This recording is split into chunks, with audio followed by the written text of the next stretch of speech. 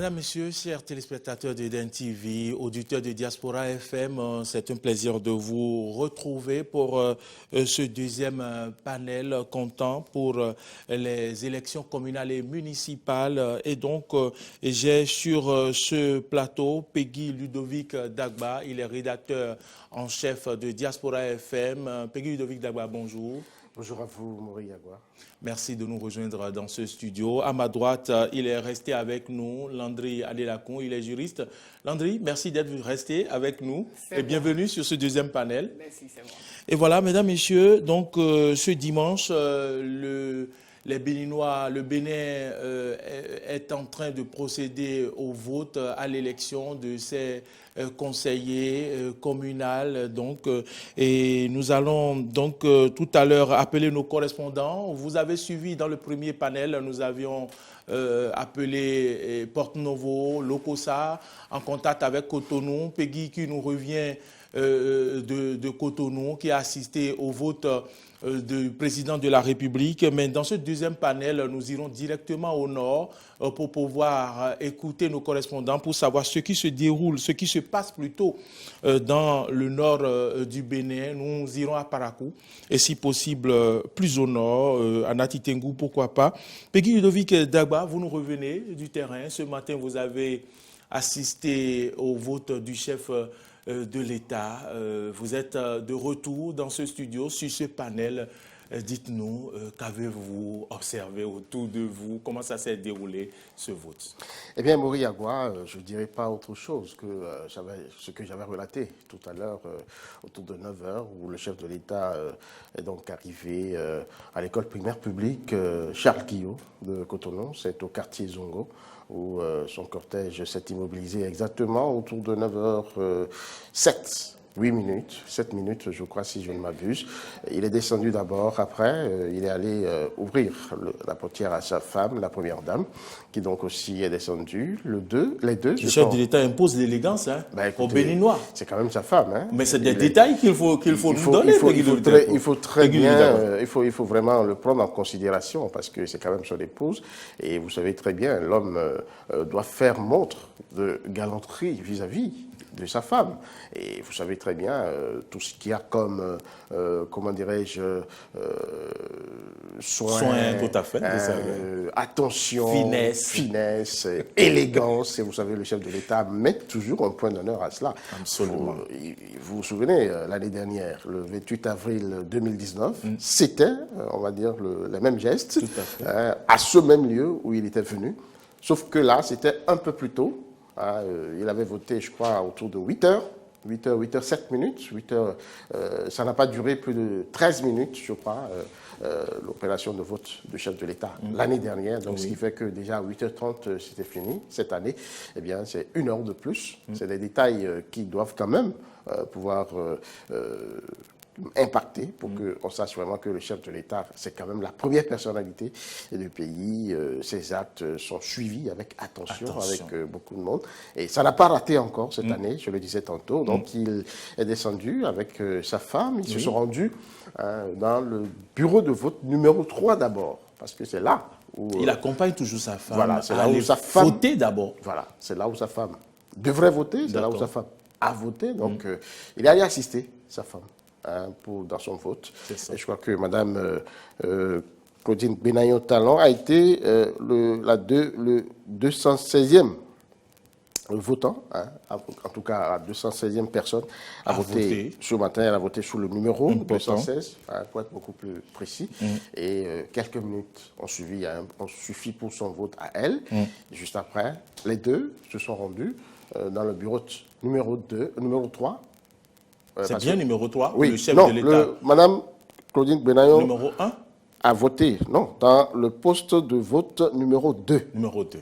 C'est le poste de vote numéro 2 pour Madame Claudine Benayon Talon, la première dame. Et maintenant, le chef de l'État, c'est dans le poste de vote numéro 3.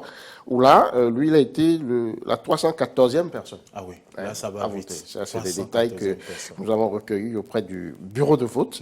Et il faut dire que c'était les mêmes gestes, sauf qu'ici, Madame Claudine Benayon Talon a attendu sagement à l'entrée. D'accord. Elle n'est pas rentrée dans le dans la salle qui abrite ce bureau. Et elle a attendu tranquillement.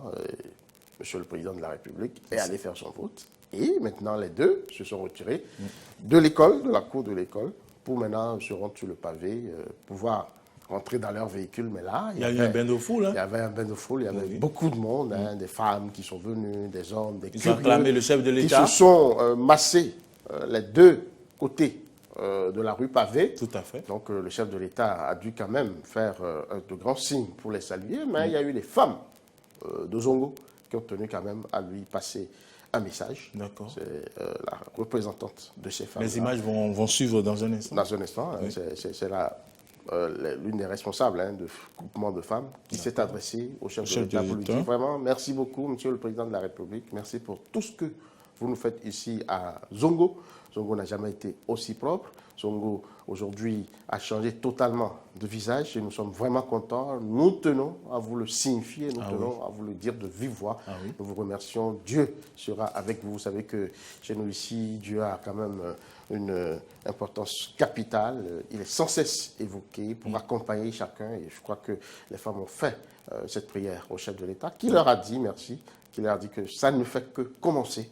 Et c'était en langue locale fond. Local fond, d'accord. Français, c'était en langue locale fond. J'aime bien entendre le chef de l'État parler fond. Vraiment, un fond châtier, il faut le dire. C'est quand même un fils du terroir, comme on le dit. Il a pratiqué un peu le milieu, il connaît ce milieu-là. Je crois que ça se sent dès qu'il prend la parole. Et ça a été ça. Et juste après, il y a eu d'autres qui ont entonné des chansons, des slogans, avec des acclamations. Talons 10 ans, voilà. Ah oui, ça n'a pas raté. Oui, jusqu'à ce point. Oui, ça n'a pas raté. D'accord. Talons 10 ans, il n'y a pas de problème. Le chef de l'État qui donc agitait la main pour les saluer, pour leur dire vraiment merci. Chose étonnante, le chef de l'État ne s'est pas prêté au micro des journalistes, mais pourquoi? Comme ce fut le cas lors de son vote au moment du second tour, où on a dû pratiquement le pourchasser jusqu'à quelque part avant de l'interviewer. Pourquoi le chef de l'État, parfois, au moment où on l'attend, ne se prête pas aux questions des journalistes? Non, Mori Agua, vous connaissez le chef de l'État, excusez-moi le terme, il est un peu avare. En propos. D'accord. En déclaration officielle, je crois que c'est l'homme qui le moins parle vraiment à ces occasions-là. Il préfère peut-être laisser les autres parler, suivre de loin. Et ce détail-là ne va pas vous échapper. Est-ce une stratégie politique? Celui de l'année dernière, où vous savez très bien que la situation était vraiment très, très délicate, on se posait des questions, ça va se passer, ça va pas se passer. Moi, personnellement, je l'ai pourchassé pour pouvoir avoir ces mots, ou en tout cas juste après son vote. Malheureusement, le protocole nous avait déjà averti qu'il ne parlerait pas. L'année dernière, je vous l'ai dit. Mais en situation, il fallait quand même essayer, forcer mais finalement, on n'a rien pu obtenir. C'était juste quelques mots comme ça aussi qu'il avait eu avec l'assistance qui était venue le saluer pour le voir voter. Cette année aussi, ça n'a pas raté. Ça a été la même chose. Alors je me dis, le chef de l'État est resté quelque peu conforme un peu à sa ligne, la ligne qu'il s'est tracée, pour dire, écoutez, je ne parlerai que quand il le faudra, je me ferai sentir le moins possible pour laisser les gens travailler. Je crois que c'est sous ce coup-là que je mets la chose. Vous parlez de stratégie politique. Oui. Évidemment, ça ne va pas rater. Parce que celui qui ne parle pas, on veut quand même interpréter son silence. On veut mieux s'intéresser à lui pour savoir mais qu'est-ce qui empêche, et c'est derrière ce que nous faisons sur ce plateau. Donc on interprète, on essaye de savoir, on creuse, on cherche à savoir. Et là, c'est là où il crée encore beaucoup plus l'attention pour qu'on puisse plus s'intéresser à ce qu'il fait, à chercher à savoir. Donc ça obéit à une stratégie politique forcément pour mieux dominer l'opinion nationale, histoire quand même de pouvoir taire tout commentaire bizarre, parce que tout mot qu'il sortira à cette occasion-là sera interprété de toutes les façons, sous tous les angles, sous toutes les coutures, et on pourrait lui faire dire n'importe quoi et beaucoup de choses. Par conséquent, l'homme se dit, c'est mieux de se taire, de travailler pour que les gens constatent réellement ce que nous faisons et c'est tant mieux. Peggy Ludovic Dagba, merci donc pour toutes ces précisions. Vous n'êtes pas seul sur ce plateau, je l'annonçais à l'entame de ce panel. André Adélakon, il est avec nous. Nous attendons toujours les images de vote du chef de l'État. Landry, le chef de l'État qui quand même, vous l'avez suivi, c'est un pas pour la première fois, qui souvent ne se prête pas à ces occasions aux interviews des journalistes. Peggy Ludovic Dagba, vous l'avez entendu, il a donc apporté quelques explications. Qu'est-ce que vous en pensez? Je pense que tout a été dit, tout a été si bien dit, parce que c'est vrai que nous parlons du président de la République, mais il ne faut pas oublier que le président en tant que personne, en tant qu'humain, a également une ligne, a une habitude qu'il respecte et à laquelle il tient beaucoup. C'est d'abord un homme qui n'est pas un homme des médias. Ce n'est pas un homme des médias, ce n'est pas un homme des premiers rangs en ce qui concerne les questions de visibilité et autres. Et il va donc de soi qu'en de pareilles circonstances, il soit un peu avare quant aux interviews qu'il aurait dû accorder aux journalistes et autres, ce qui n'a pas été fait. Donc le chef de l'État, il est resté fidèle à ce qu'il est, c'est ce qu'il a montré. Peut-être que ce n'est pas du politiquement correct, je ne sais pas, je ne saurais le dire. Mais une chose est sûre, c'est que pour ceux qui le connaissent avant et même dans la fonction présidentielle, nous devons pouvoir conclure que c'est toujours le même chef de l'État, Patrice Talon, que nous avons connu jusque-là, qui est en nation. C'est quelqu'un qui ne parle pas trop. Il ne parle pas trop, il préfère plutôt l'efficacité de la parole. Oui. Et quand il veut parler, c'est qu'il se fait efficace, c'est que cela est vraiment utile. C'est vraiment nécessaire. Nécessaire, d'une extrême nécessité d'ailleurs. Et donc, il préfère laisser peut-être les ministres, les autres acteurs qui sont autour de lui communiquer sur certaines questions. Et je pense qu'il est resté lui-même et c'est sa nature à lui. Et c'est ce qu'il est en train d'imprimer à la fonction présidentielle qu'il incarne depuis quelques années dans notre pays. Donc, ce n'est pas étonnant. Merci à vous, Landry Adélakon. Avec la complicité de la régie, nous allons au nord dans quelques minutes pour suivre donc ce qui se passe à Parakou, le déroulement du vote à Parakou avec certainement Landry Danton. Mais avant, je vais vous donner quelques informations. Peggy Ludovic Dagba, un tour sur les sites d'information du Bénin. ABP Aïla Kondji nous informe que le centre de vote de l'école urbaine Centre a ouvert ses portes ses postes de vote plutôt ce dimanche à 7h, où les premiers électeurs ont accompli leur devoir civique. Et donc, dans ce centre de 5 postes de vote, où il est inscrit 2135 électeurs, le premier a mis son bulletin dans l'urne, nous informe ABP Aïla Kondji, à 7h04. C'était au poste de vote numéro 2, alors qu'au centre de vote du complexe scolaire de Aïla Kondji dans l'arrondissement d'Agoé, commune de Grand Popo, les électeurs se rendent déjà aux urnes. Nous apprendons depuis 7 heures également, et puis dans ce centre de vote où nous avons 5 postes de vote, le nombre d'inscrits est de 2135 électeurs. Le premier a mis son bulletin de vote dans l'une également à 7h04. C'était au poste de vote numéro 2. Nous allons revenir là-dessus, nous allons revenir sur des informations de l'intérieur du pays avec 24 heures au Bénin. J'ai cru entendre donc que les images du chef de l'État sont donc, du vote du chef de l'État sont donc prêtes à la régie. Et si c'est le cas, merci de nous balancer ces images pour qu'on voit un peu dans quelles conditions s'est déroulé le vote du président de la République. Martin, toi ici. Alors, avons-nous en ligne notre correspondant, Dabarou, le directeur de publication de Dabarou. C'est lui qui est en ligne depuis Parakou. Donc, c'est lui que nous allons recevoir en premier. DP, bonjour. Est-ce qu'il est en ligne? Est-ce qu'il est en ligne? Est-ce qu'il est en ligne ou pas? On va revenir dans ce studio, certainement. Peggy Ludovic Dagba, nous avons observé donc au cours de ces élections une campagne spéciale. Une campagne électorale qui s'est déroulée à travers les médias, notamment les réseaux sociaux, la télévision, avec les affiches que nous avons observées. Est-ce qu'aujourd'hui, nous pouvons dire que c'est une nouvelle forme de campagne quand même qui a aidé, qu'on le veuille ou non, les partis politiques qui ont du moins dépensé? Ben, écoutez, Moriagua, vous faites si bien hein, de mettre en lumière cette particularité qui aura caractérisé hein, les élections, en tout cas de cette année 2020, les élections du 17 mai 2020, déjà baptisées cela 100 ans. Donc, c'est une décision de la HAC, la Haute Autorité de l'Audiovisuel et de la Communication. Je ne vous arrête pas, mes excuses aux téléspectateurs, aux auditeurs. Nous allons recevoir Barnabas Orou Kouma, qui est en ligne depuis Parakou. Barnabas, bonjour. Oui, bonjour, cher ami. C'est plutôt Wahab Issifou. Ah, Wahab Issifou. Wahab Issifou. Nous n'avons pas le retour dans le studio ici, donc... Claudia Chimène-Dessous va nous aider à voir le retour. Wahab Issifou, bonjour, vous nous appelez d'où? Oui, c'est depuis la commune de Parakou. D'accord. Dites-nous comment se déroulent donc les élections du côté de Parakou. Vous êtes dans quel arrondissement?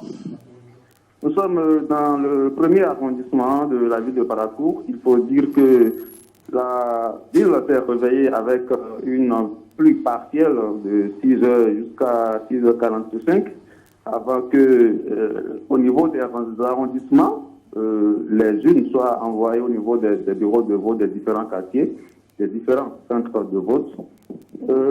Par endroit, le vote a commencé en retard, avec un léger retard. Oui.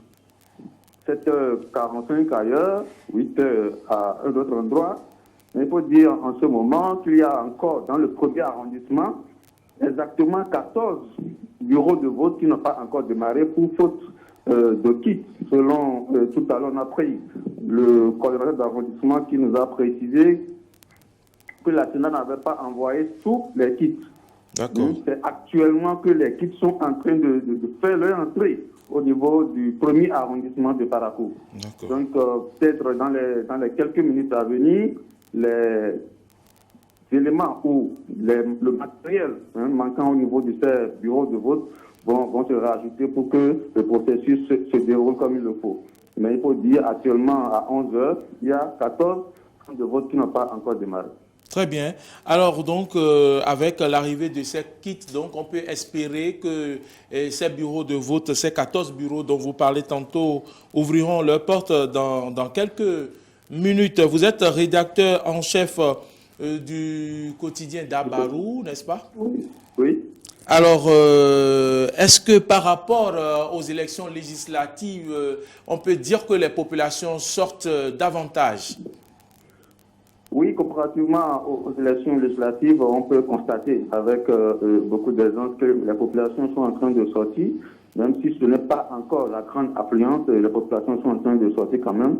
Au niveau de ces bureaux de vote où les kits ne sont pas encore totalement disponibles, les citoyens attendent d'accomplir leur devoir citoyen. Très bien.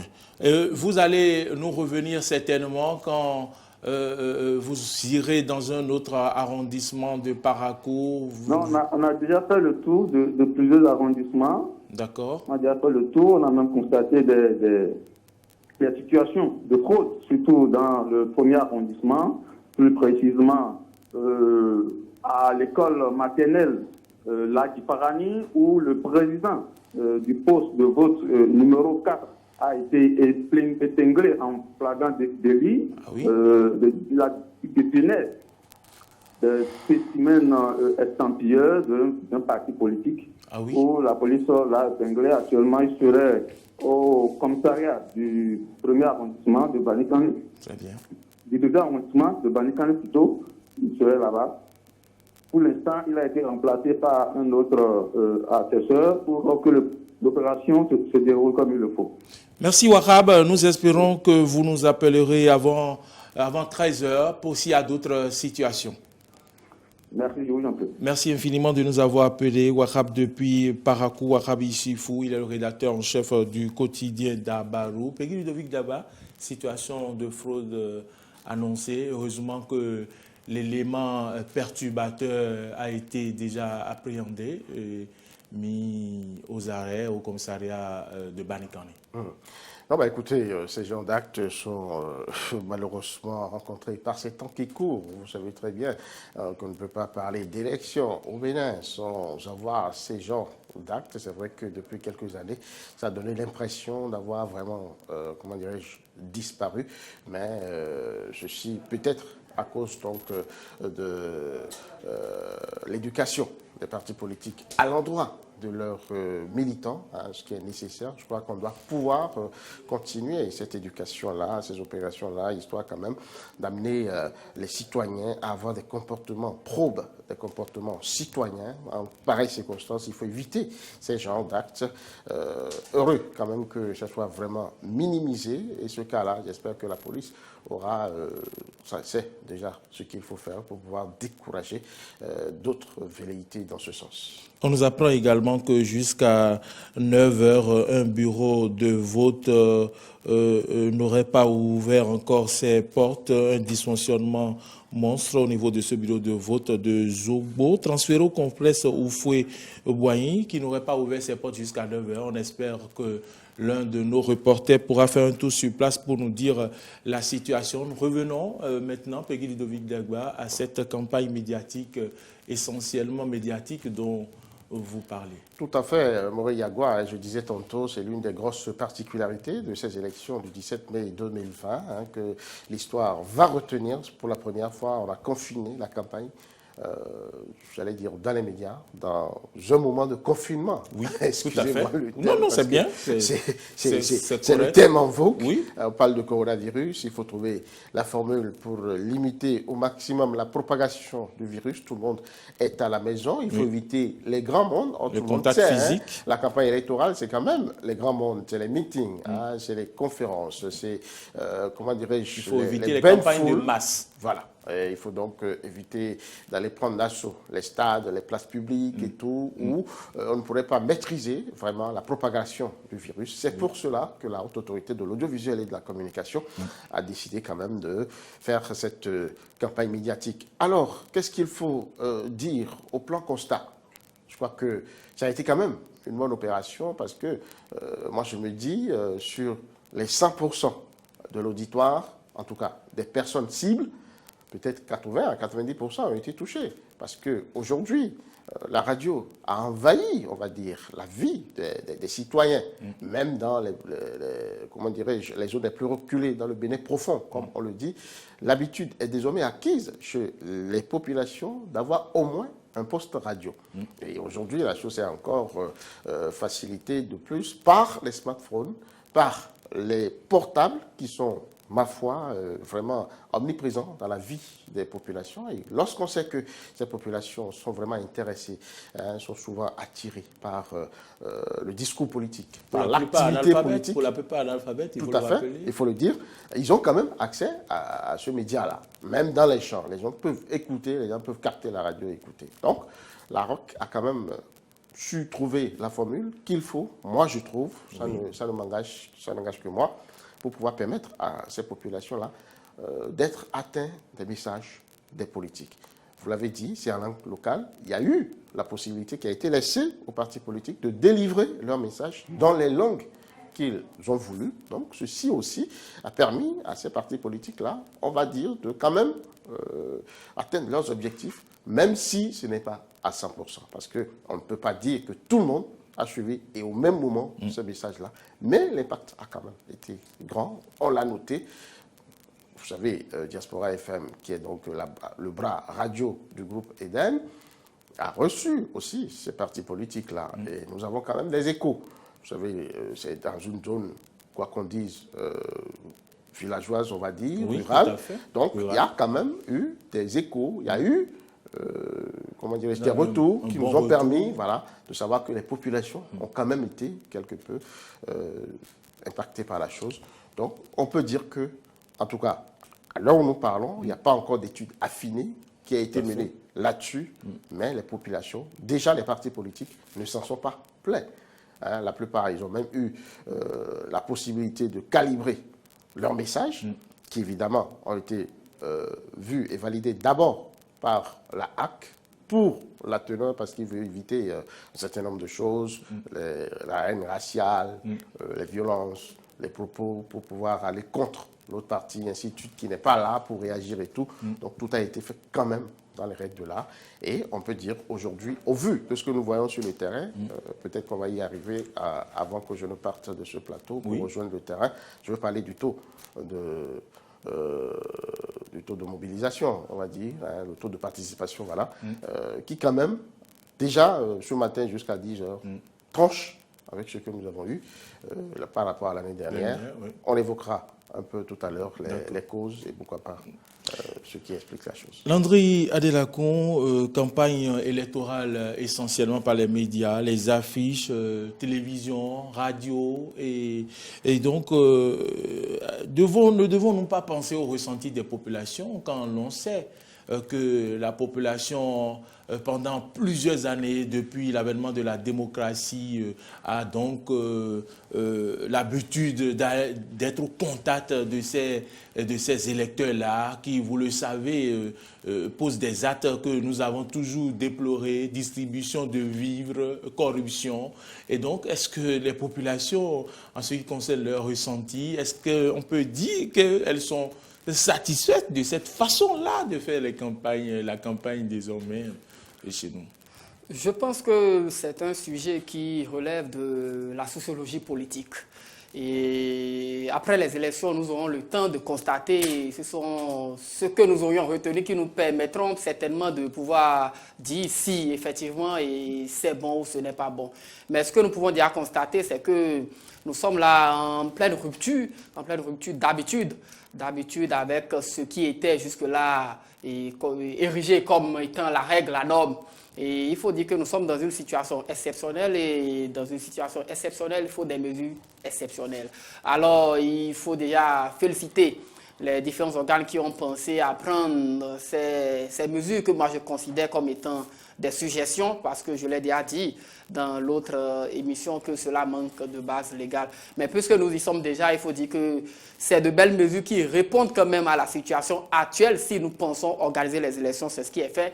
Et je pense que les populations également, elles comprennent que la situation actuelle ne plaide pas en leur faveur et ne plaide pas en notre faveur à nous autres. Et donc, pour que chacun puisse quand même assurer sa sécurité, il fallait observer ces mesures et aller à des campagnes du genre. Maintenant, pour ceux qui arrivent à appréhender même l'essence même des élections de proximité, que sont les élections communales, il se pose un problème et c'est là où c'est un peu difficile. Mais déjà, il faut dire que ce sont des mesures, si nous devons aller aux élections, ce sont des mesures à observer et prier que ceux qui restent et qui vont également faire le déplacement des postes de vote puissent continuer quand même à observer ces mesures et même après les élections, que ces mesures puissent être toujours pérennisées dans notre société afin d'éviter au maximum toutes sortes de virus qui pourraient nous attaquer de ça et là. Ceux qui nous suivent à la radio sur Diaspora FM 102.3, nous avons suivi tout à l'heure pendant que Landry Adelakun intervenait les images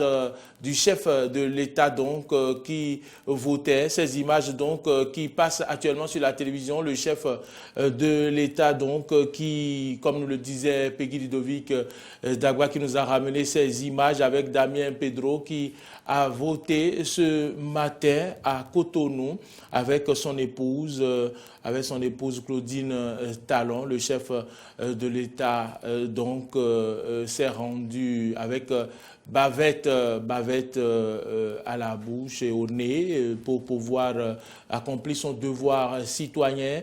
Il a donc respecté les règles barrières au Covid-19.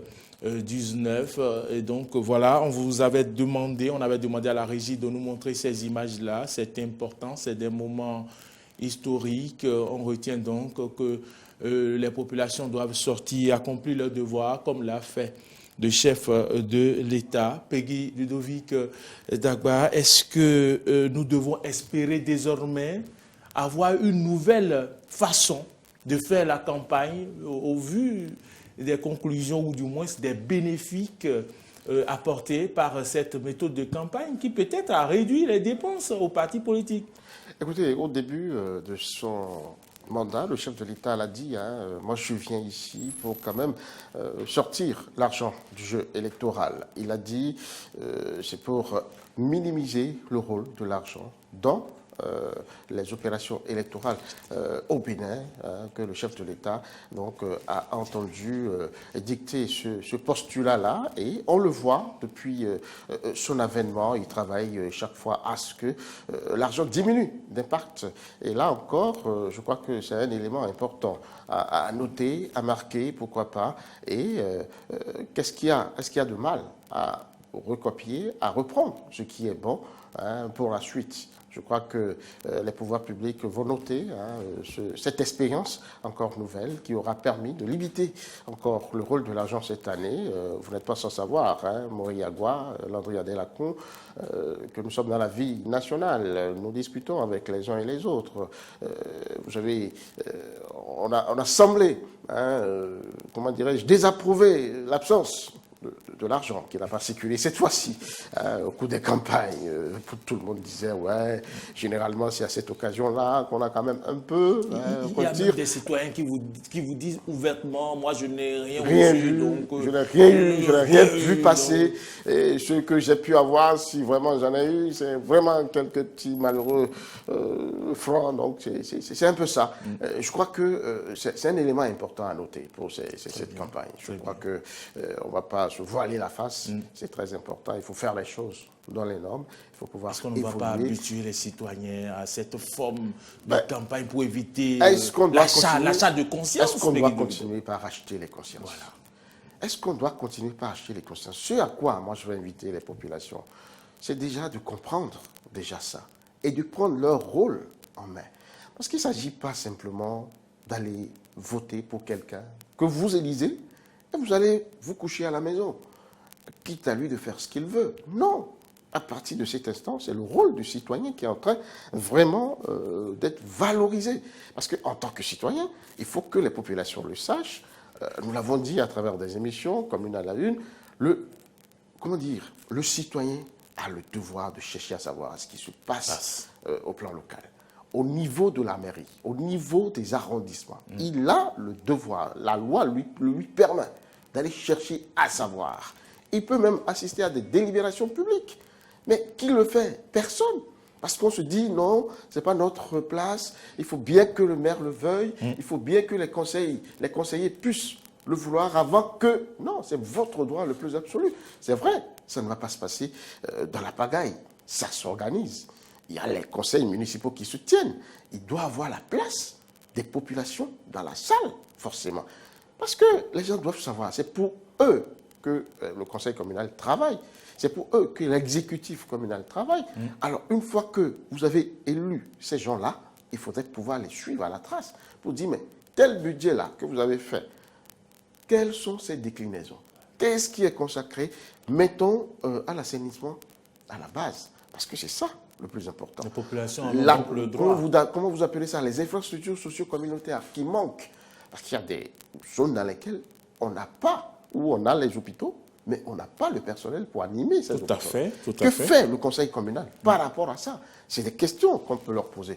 Ici, là, vous avez dit, vous allez faire telle chose. Est-ce que ça a été fait? C'est des choses qu'ils peuvent se demander, ainsi de suite.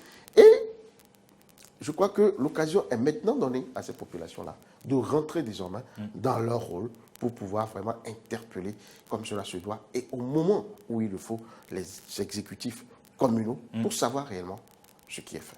En attendant de revenir à Landry Adélakon, quelques informations nous parviennent. Nous allons donc nous préparer à contacter Aristide Setti, qui est sur le terrain. Les informations, Peggy de Vicdagua, Landry Adélakon, le COSLEPI a supprimé plein de bureaux de vote et en a créé d'autres sans les avoir communiqués à la Sénat. Il y a rupture de stock de masques par endroit. À Ménotin, le vote n'a pas démarré dans certains bureaux de vote. Le président de la Sénat a reconnu reconnu l'existence de plusieurs dysfonctionnements sur le terrain et donc le président Tiando recommande aux citoyens qui ne retrouvent pas leur bureau de vote de rechercher dans les zones ou dans les encablures de l'ancien bureau de vote. Les citoyens soupçonnent par endroit également des cas de détournement de masques. Peggy Ludovic Dagba. Voilà un peu la situation, voilà les informations qui nous parviennent. Landry Adélacon, qu'est-ce que vous en pensez?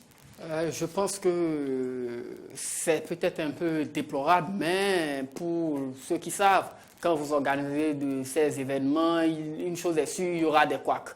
Il y aura des couacs, je pense que c'est dans ce lot qu'il faut intégrer ou bien ajouter tout ce qui est en train d'être révélé au grand monde aujourd'hui et espérer que des mesures, il y aura des alternatives pour essayer d'évacuer ces problèmes.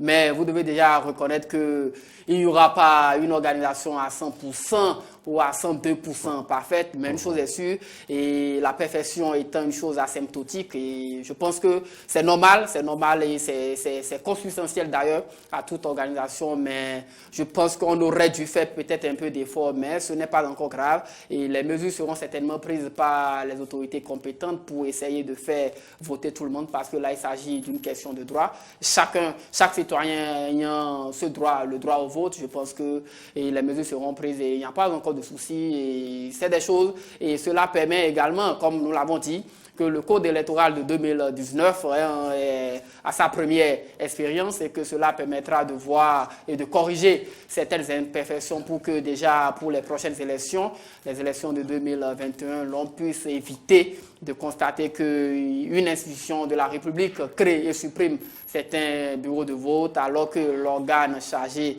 de l'organisation et de la bonne organisation et des élections n'a même pas les informations en temps réel pour prendre ces dispositions.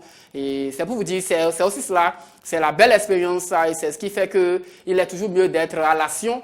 D'être à l'action, cela vous permet de voir comment agencer les choses à l'avenir. C'est de ces expériences, bien évidemment, que toutes les nations grandissent. Et j'estime que notre pays est sur la bonne voie et la voie de la perfection est la voie qui nous mènera bien évidemment à la grandeur.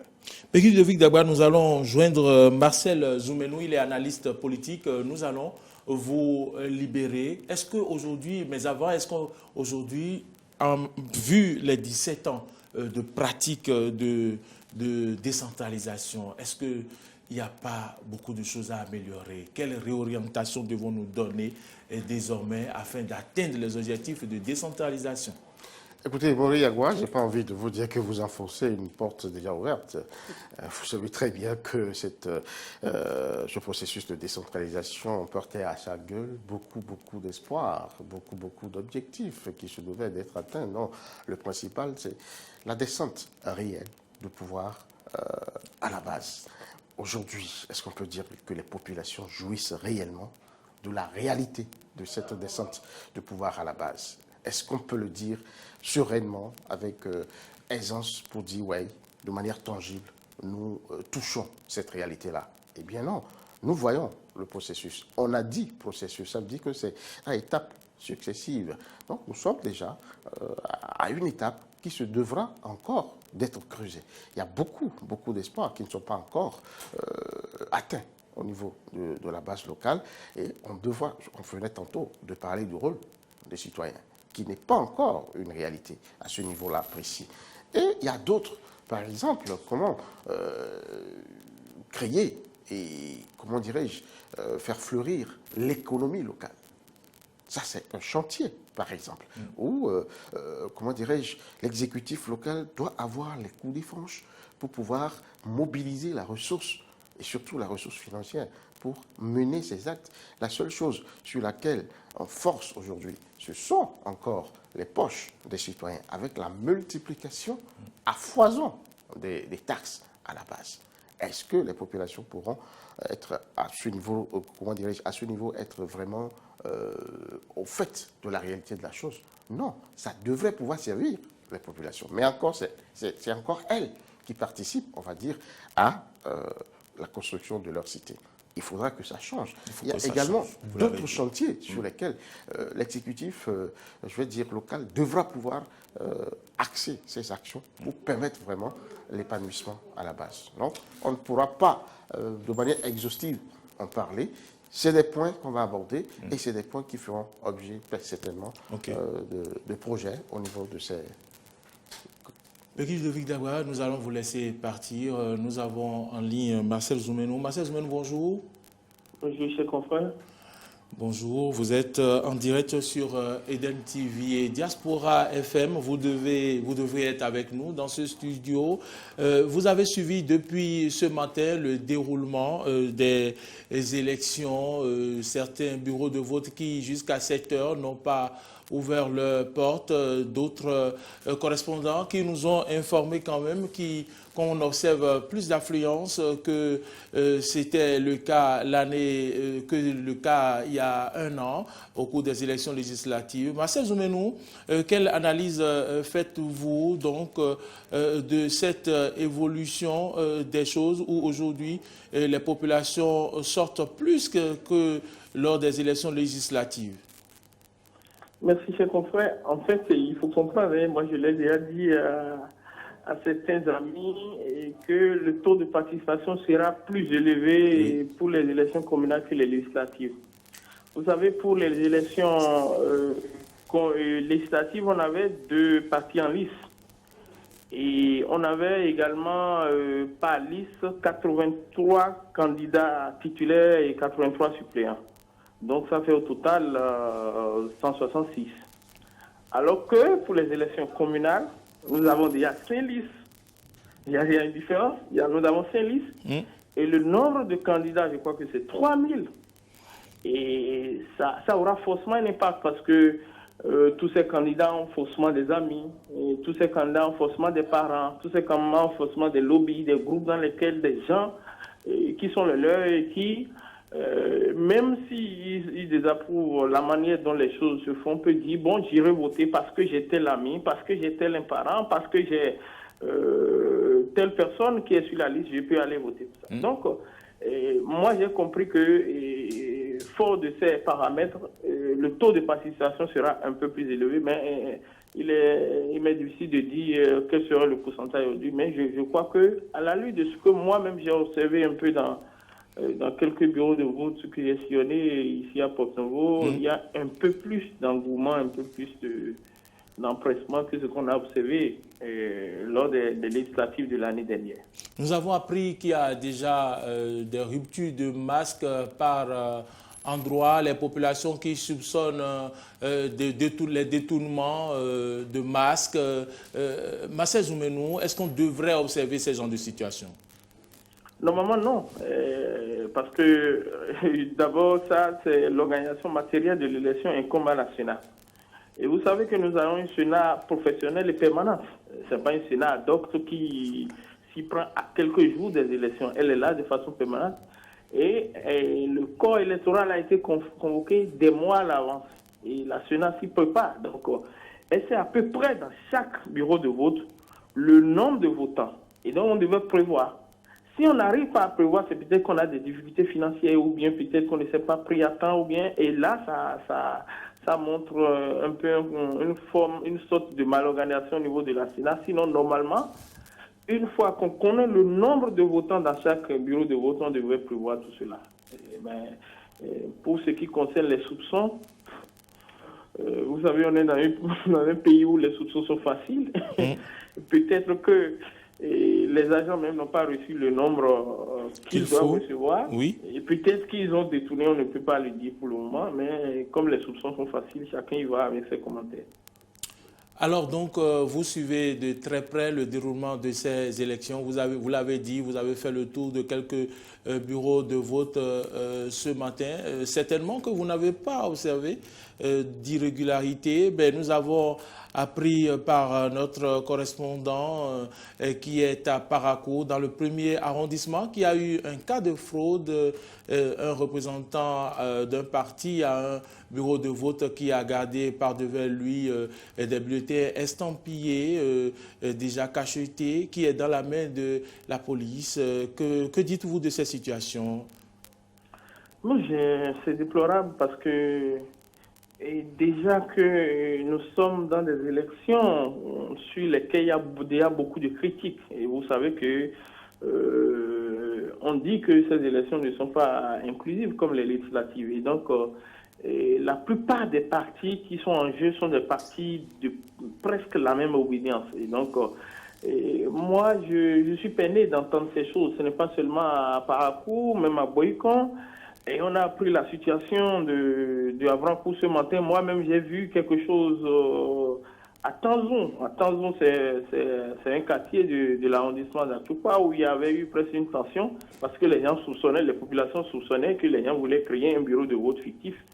Mais malheureusement, les forces de l'air sont venues, il n'y a rien. Et les gens ont expliqué qu'ils voulaient rester dans l'école pour signer les mandats des délégués de parti. Et donc, voilà. Donc, d'abord, nous sommes dans un pays de soupçons et les gens soupçonnent beaucoup. Les partis se soupçonnent. Et pour la moindre chose, il y a des réactions vives. Mais au-delà des soupçons, c'est qu'il y a eu des faits prouvant de tricherie, de fraude. Bon, parce qu'on s'est dit, il faut que nous gagnions faussement. Et là, chacun y va. Mais je crois qu'il y a les lois pour les punir et je crois qu'il faut vraiment punir sévèrement. Surtout qu'il n'y a pas d'enjeu en tant que tel. Il n'y a pas une compétition réelle. La plupart des partis, comme je le disais tout à l'heure, sont presque de la même obédience.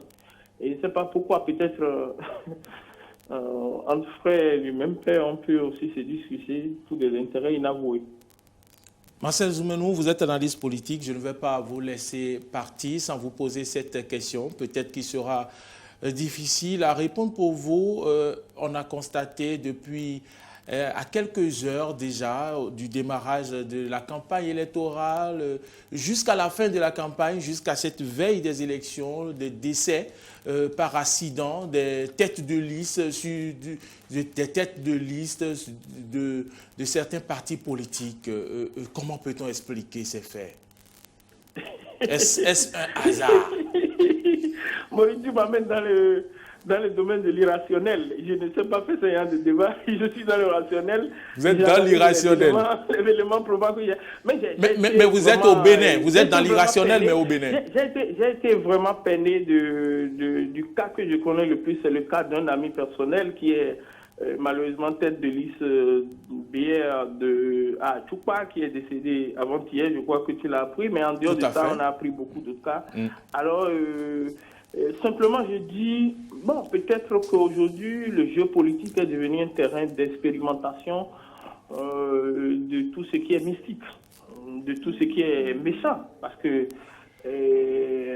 si c'est des morts mystérieuses, et je crois que dans la plupart des cas, c'est des morts mystérieuses, si c'est des morts mystérieuses, je crois que les gens utilisent d'autres forces en dehors de la popularité, en dehors de l'argument pour convaincre. Les gens utilisent d'autres forces. Et c'est ces forces qui donnent ces résultats que nous voyons. C'est déplorable pour notre pays, c'est pas bien. Mais je ne suis pas sûr qu'on pourrait trouver des solutions pour régler ce problème. Tous ceux qui sont candidats ou bien qui s'engagent dans les compétitions au Bénin doivent de plus en plus comprendre qu'ils doivent se prendre au sérieux. Se prendre au sérieux pour les sécurités, pas physiques, mais les sécurités spirituelles. C'est ce que moi, je suis en train de comprendre. Et donc, voilà, il y a de plus en plus de méchanceté, il y a de plus en plus de méchants, de gens de plus en plus qui ont un caractère de personnes qui ne tolèrent pas. Et voilà les résultats que ça donne. C'est vraiment déplorable, mais je crois qu'avec le temps, on va trouver des solutions à ça. La stratégie politique ne sera pas que physique désormais, peut-être ça rentre dans d'autres dimensions. Oui, c'est pourquoi je parle de sécurité spirituelle. J'ai bien compris, Marcel Zoumenou.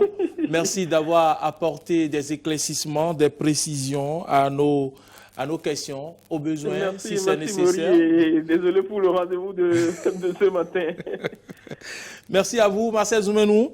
Restez en notre compagnie depuis chez vous sur Diaspora FM ou Eden TV. Merci d'avoir répondu à nos questions. Nous revenons dans ce studio où nous avons installé M. Aouga. Monsieur Aouga, bonjour. Bonjour, M. Agua. Merci d'être venu. Merci pour l'invitation. Également sur ce deuxième panel pour apporter votre contribution à ce débat que nous menons au cours de ce vote qui se déroule depuis ce matin sur le terrain. Nous retrouvons 24 heures au Bénin également en ce qui concerne les sites d'information. Nous allons faire un tour sur 24 heures au Bénin qui nous parle des électeurs avec des masques couvrant la bouche et le nez, distance d'1 mètre dans les files d'attente et désinfection des mains avant et après le vote avec du gel hydroalcoolique. Et c'est le constat fait donc dans certains centres de vote ce dimanche 17 mai 2020 dans la 16e circonscription électorale à Cotonou, notamment au quartier Fidjrosé Centre, 12e arrondissement. Et puis, il s'agit également de l'école maternelle publique de Fidjrosé et l'école primaire publique de Fidjrosé. Dès l'ouverture à 7 heures, ces centres de vote ont enregistré les premiers votants. Nous apprend 24 heures au Bénin. Voilà un peu les informations qui nous parviennent par ici, dans ce studio, sur ce deuxième panel, la matinale des communales, où nous avons installé, c'est bien, Monsieur Aouga, le prénom, c'est Zéphirin Aouga, vous êtes activiste. Nous avons certainement un correspondant qui tente de nous joindre en attendant de retrouver Danton, dans le Nord, le directeur de publication du journal Nord-Sud quotidien. Monsieur Zéphirin Aouga, vous avez observé un peu en tant qu'activiste l'animation de la vie politique, la campagne électorale sur les réseaux sociaux. Dites-nous de façon globale ce que vous pouvez dire à propos de cette campagne médiatique. Bon, on peut dire que c'est une première. Et pour une première, est-ce qu'il n'y avait pas eu de précédent? Donc, pour une première, on ne peut pas tirer une conclusion pour dire est-ce que c'est bien ou ce n'est pas bien. Il est vrai que tout cela est arrivé dans un contexte. Et c'est le contexte qui oblige. Et cela casse un peu avec l'habitude que nous avons. Donc, les gens n'ont pas senti qu'on était plus ou moins en campagne. Parce que vous n'allez pas... Il est vrai que nous étions face au coronavirus et qu'il y avait ce que le Bénin a adopté, la stratégie béninoise, c'était le cordon sanitaire. Et ce n'était pas le confinement en tant que tel. Alors, lorsque cette forme de campagne a été arrêtée, adoptée compte tenu de la situation. Monsieur Vincent, je ne vous arrête pas. Oui, Zéphirin. Nous avons Zéphirin Aouga, autant pour moi. Oui. Nous allons prendre Aristide Setti qui est en ligne. Aristide Setti, bonjour. Aristide Setti, vous nous mettez en attente. Aristide Setti. Aristide Setti apparemment nous a mis en attente. La régie va le rejoindre encore, va l'appeler encore. Zéphirin Aouga, excusez-moi. Voilà. Pourquoi je dis Vincent ce matin? Je connais bien le prénom. Oui. Donc, je disais que, au fait, nous étions dans le cordon sanitaire. Cela ne veut pas dire que les gens étaient confinés chez eux en tant que tels. Quand vous êtes dans une commune, dans des arrondissements, vous pouvez rester, vous déplacer, vous mouvoir à l'intérieur du cordon. Donc ça veut dire qu'à Cotonou, il y avait des gens qui étaient au marché d'Antopa, il y en a qui étaient à Saint-Michel, il y a d'autres qui sortaient, les immigrants qui allaient et tout ça. Et tous ceux-là, ils n'avaient pas la radio forcément à côté, ils n'avaient pas forcément la télévision à côté. Donc la campagne... Aïssi Setti. Oui, Mouri Yanouagua. Aïssi Setti, bonjour. Bonjour Mouri Yanouagua, bonjour aux fidèles téléspectateurs de DEN TV, aux fidèles auditeurs de la 102.3 qui nous suivent. Vous avez sillonné déjà plusieurs bureaux de vote. Vous avez d'ailleurs, il faut le dire, le premier à ouvrir nos portes ici avant 6 h du matin. Qu'est-ce que vous avez observé dans les bureaux de vote sillonnés depuis ce matin? C'est vrai, notre équipe est descendue sur le terrain aux environs de 6h30. Les opérations de vote dans le cadre des communales ont démarré très tôt ce dimanche 17 mai dans de nombreux bureaux de vote à Cotonou. À l'école primaire publique Siquet Sud, au niveau du poste de vote 3, le premier électeur, Fabrice, a voté à 7h27 minutes. Anomori Yagua. Oui, Aïssi Seti.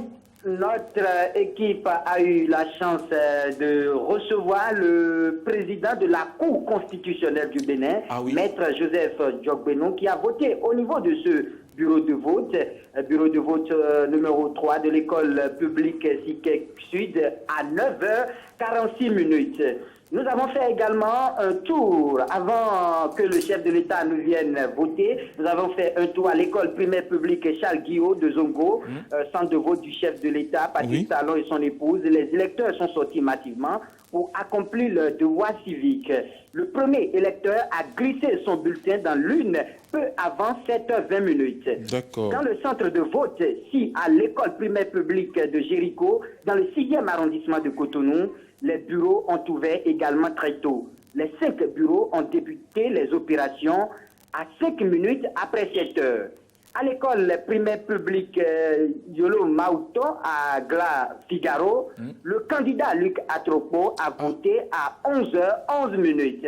Nous sommes actuellement à Zobokwe, un quartier situé derrière le stade de l'amitié de Cotonou, plus précisément au niveau du complexe scolaire Oufou-Boigny, où il y a un incendie actuellement. Les électeurs devraient voter à Zobokwe, mais on a transféré les bureaux de vote au niveau du complexe scolaire Oufou-Boigny. Nous avons tenté de connaître les raisons pour lesquelles ces bureaux de vote ont eu de soucis, mais on nous a demandé de contacter les points focaux qui ne sont pas sur le terrain. On a constaté sur les affiches ou sur les tableaux que ces bureaux de vote ont démarré très en retard, d'autres à 9h30, d'autres à 9h45, d'autres à 9h47. Donc nous attendons actuellement, les points focaux pour nous donner les raisons pour lesquelles il y a eu ce retard et ce transfert. Dans l'ensemble, Moriano Agua, l'opération de vote se déroule dans le respect strict des mesures sanitaires, distance d'1 mètre entre les électeurs, gel hydroalcoolique pour se désinfecter les mains une fois dans le bureau de vote et après avoir voté, bien entendu. Nous avons également le port de masque qui est obligatoire par ici. La sécurité est renforcée par les forces armées béninoises et les forces de sécurité publique. Ici, Seti, dans votre reportage, ou du moins ce reportage, j'ai entendu le mot incendie, mais je pense que c'était incident. C'est un incident. Voilà, autant pour moi, c'est un incident. On n'a pas encore compris ce qui s'est réellement passé. C'est un incident, ce n'est pas encore un incendie. C'est un incident. Il n'y aura pas incendie. Un peu plus de précision, puisque vous êtes sur place au niveau du collège, c'est bien Oufou-Boigny, c'est ça? Tout à fait. Puisque vous êtes sur place, dites-nous, est-ce que les votants sont laissés à eux-mêmes sous le soleil? Rien n'a démarré, aucune porte ouverte. Est-ce que vous pouvez nous donner plus de précision? Non, là, maintenant, actuellement, là où nous sommes, les votants, les électeurs ont commencé par voter, normalement. Nous avons les présidents de bureaux de vote en place. Nous avons les 2 assesseurs. Les matériels sont au point, puisque nous avons vu la distribution des masques sur le terrain. Quand un électeur vient, on lui remet son masque et il se désinfecte. Actuellement, tout est rentré dans l'ordre. Au niveau du complexe scolaire Oufou-Boigny, les gens sont bien dressés dans un rang supervisé par les forces de sécurité de public qui sont dépêchées sur le terrain. Très bien. Aïssi Seti, vous avez dit tantôt que vous avez assisté au vote de Luc Atropo à 9h46 minutes. Est-ce qu'il s'est prêté à vos questions? Quel est le message qu'il a voulu adresser aux populations? Le maire Luc Atropo a voté à 11h11 minutes. Le candidat Luc Atropo a voté à 11h11 minutes. C'est plutôt le président de la Cour constitutionnelle qui a voté à 9h46 minutes. Dites-nous, je parle bien du président. Pour le maire Luc Atropo, le candidat Luc Atropo, nous avons posé la question, quelles sont d'abord ses impressions? Ses impressions sont bonnes parce que l'homme a dit qu'il veut faire l'expérience de Cotonou, il a fait l'expérience d'une autre commune que vous connaissez très bien.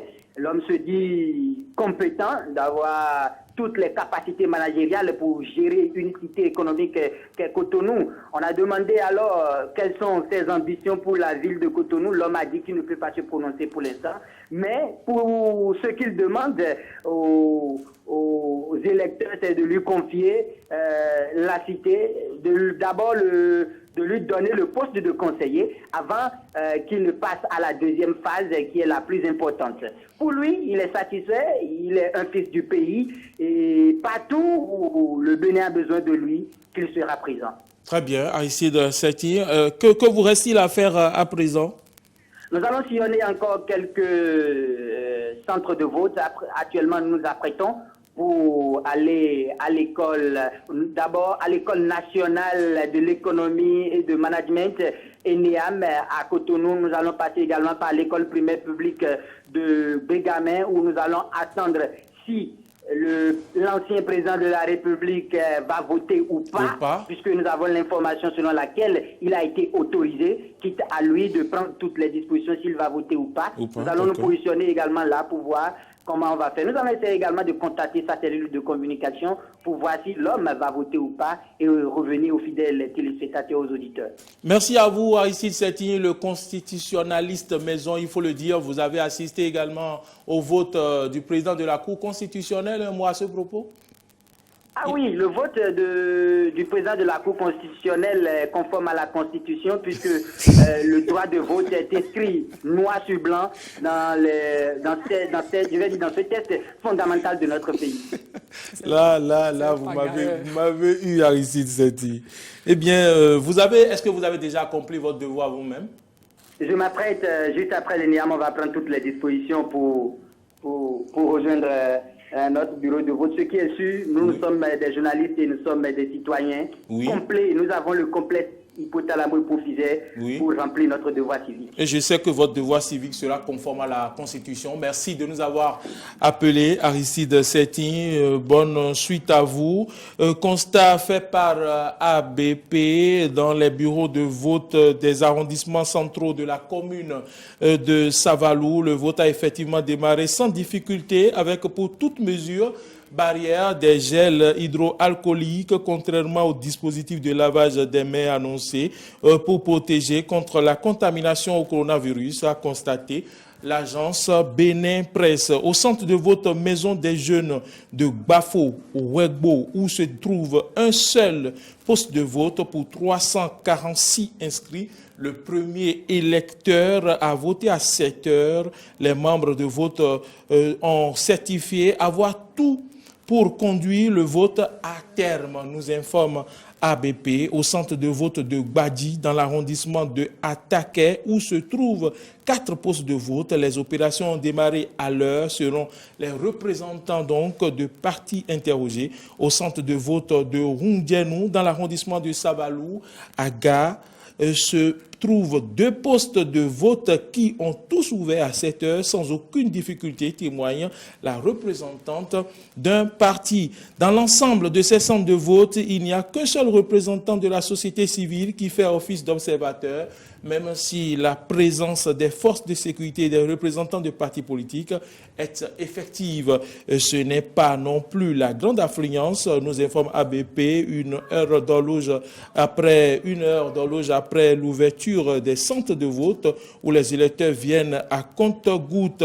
Enfin, les dispositifs de lavage des mains annoncés ne sont installés ni à l'entrée dans l'enceinte du centre de vote, mais en lieu et place, c'est des gels hydroalcooliques qui sont pressés dans la paume des mains des électeurs pendant que les forces de sécurité leur tendent un masque. C'est bien ce qu'on peut retenir un peu de ce qui se passe à l'intérieur du pays et relaté par ABP. Nous allons revenir dans un instant sur la déclaration du président de l'Assemblée nationale après qu'il ait accompli donc son devoir citoyen. Je voudrais bien qu'on rejoigne une fois encore Parakou pour suivre notre correspondant sur place, Monsieur Danton, pour savoir un peu comment ça se déroule dans les autres arrondissements de Parakou. Eh bien, on revient dans ce studio, on revient dans ce studio pour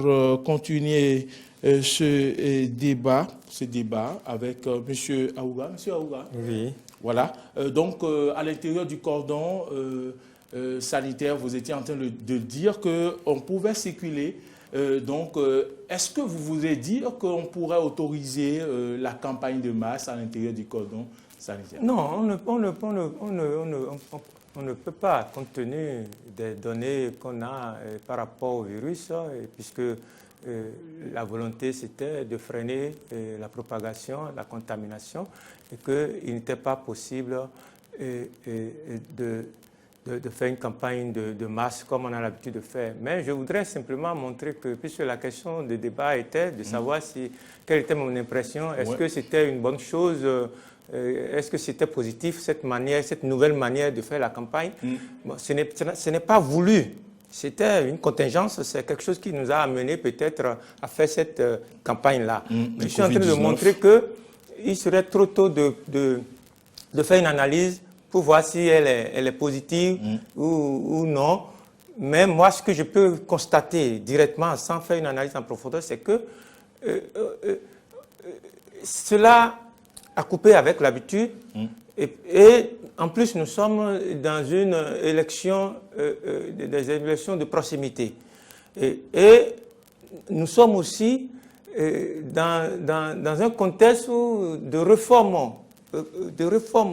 politique, où aujourd'hui, le paysage politique, les partis politiques, on peut les compter au bout des doigts.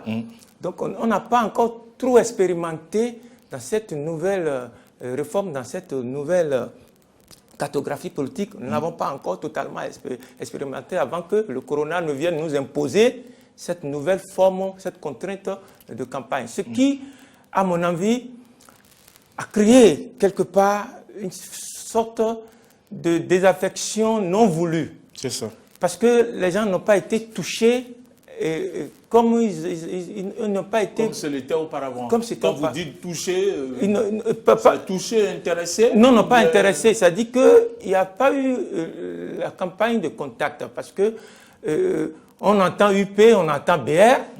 Mais vous comprenez que c'est tous les Béninois qui ont le droit d'aller voter. Tous les Béninois qui ont l'âge de 18 ans et plus qui ont le droit d'aller voter. Et ne me dites pas que vous ne pouvez pas quand même imaginer que tous les Béninois sont automatiquement et obligatoirement membres de l'UP ou de UB ou bien de ceci. Il y a, même quand il y avait pléthore de partis, tout le monde n'était pas forcément membre d'un parti. Mais pourtant, on pouvait aller voter parce qu'on est sympathisant, parce qu'on a été convaincu par le discours, par la campagne et par ce qui ressort du programme d'un candidat ou bien d'un parti et tout. Tout cela pouvait motiver les gens à aller voter sans forcément être... Tout cela a été fait par les médias. Par les médias, justement. Les réseaux sociaux, la télévision. Oui, il y a... Pourquoi aller au contact des populations? Il y a une limite à cela aussi. Il y a une limite. La radio, c'est bon, la télé, c'est bon, mais lorsque la bonne dame est à Tokpa, puisque nous parlons du cordon sanitaire et que les gens pouvaient aller à Tokpa et Tokpa s'animait. Il faut voir tout le monde qui sont là. Les gens ne sont pas à Tokpa souvent avec la télé. Ceux qui vendent un peu les trucs... Mais ils voient les affiches sur le parcours. Bon, on voit les affiches, mais les affiches ne parlent pas. Quand on voit affiche photo de M. Aouga qui veut être député ou bien qui veut être maire de ceci, je ne le connais pas, je m'en fous. Donc, il s'agit quoi? J'ai un juriste là, il s'agit des campagnes d'une élection de proximité. Et vous votez pour des gens que vous connaissez. Ce n'est pas forcément du régionalisme, ce n'est pas forcément...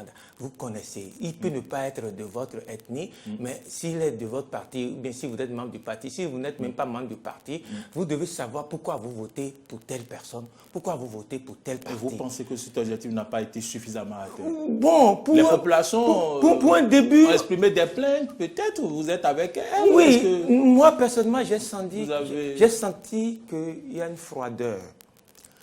Et peut-être que je me trompe. Les gens ne sont pas motivés en fait. Oui, il n'y a pas de mouvement. Moi, c'est seulement hier que je ne sais pas qu'est-ce qui a pris un candidat et bon, il a fait une petite caravane rapidement de 10 minutes dans la rue et puis il est ressorti. C'est le vendredi certainement. Oui, c'était le dernier jour. Et il a fait ça, il est ressorti.